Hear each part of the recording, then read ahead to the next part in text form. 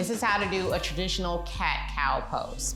Come to all fours, stack your wrists under your shoulders, stack your knees under your hips. As you inhale, drop your belly, lift your head and lift your hips. As you exhale, round your spine and lift the center of your back up to the ceiling.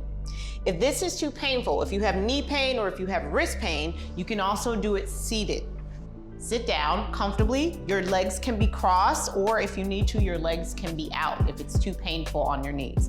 Lift your chest up and simply think of moving your chest forward and backwards. So for cat, you're just gonna pull your chest forward. For cow, you'll pull your chest back. The movements don't have to be big. You can go as far as you like to feel comfortable.